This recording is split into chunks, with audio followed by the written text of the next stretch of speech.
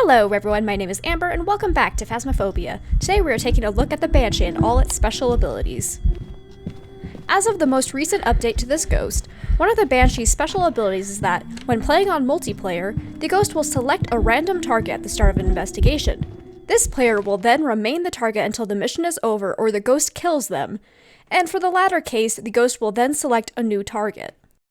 Being the Banshee's target means you will most likely be the victim of the ghost's events and activities more often than any other player, and you are the only person the ghost can kill during a hunt. All other players will become invincible as long as the target is in the map at the time of the hunt. It is very important to note that the Banshee will behave like a normal ghost if the target is outside the map, meaning all players are now at risk of being hunted and killed. However, even when the target is not in the map, the Banshee will only look at its target's sanity when deciding to hunt or not. Every other ghost will go off of average team sanity, so this is yet another distinguishing characteristic of the Banshee.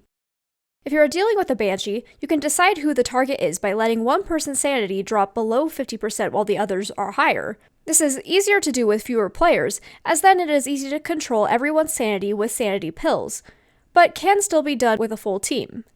This attribute is not a great way to help identify the Banshee with no evidence, however, as it will be impossible to tell if the ghost is hunting because its target's sanity is low, or if you are just dealing with an early hunter.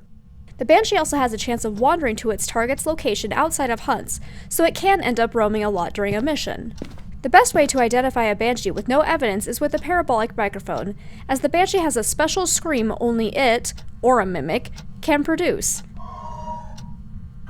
This sound appears to occur frequently enough to make it a great way to pick out the Banshee, but I will need to add a disclaimer that this may not always be the case. During this mission, both me and my teammate were unable to detect the Banshee's scream at all, despite holding the paramic towards the ghost for roughly 7 minutes. Hopefully that time was just a fluke, as all other times I have come across the Banshee, I have been able to hear the scream once every 4 minutes or so. If you are playing on Nightmare and don't have a way to check everyone's sanity, you can also figure out the Banshee's target by getting hunted and seeing who it goes after. In this example, we knew the Banshee would come from the garage, so I stood in the living room while my teammate stood in the hallway. This way, the Banshee would go directly to its target. Obviously, we were both holding smudge sticks so we could protect ourselves if we ended up being the target. If you have a team of 4 and can therefore only have 2 lighters, you can do the same method, just have 2 people stand together and start narrowing down the potential target. Of course, this has its downsides, as you will have to get hunted twice and for sure use 2 smudge sticks. But once you have the target figured out, the rest of the team can go ham during hunts, so long as the target makes sure to remain in the map while also staying safe. On Nightmare mode, if the ghost kills the target, it will immediately select a new target and continue hunting. It should be noted that the only way to get the repel the ghost while it's chasing someone objective is to light a smudge stick near it when it is actively chasing its target. If the target is hiding and the ghost is just wandering during a hunt to find them, and another player lights the smudge, it will obviously not count. Sadly, most of the Banshee's special abilities are only applicable to multiplayer mode. If you're playing solo, this ghost will basically behave as a normal ghost. The Banshee may tend to roam to your location more often, and it is also said to do singing ghost events more often than others. Additionally, singing ghost events are supposed to drain 5% more sanity than other ghost types. This attribute will clearly still apply on single player, but as far as I can tell, these are not useful ways to identify the ghost.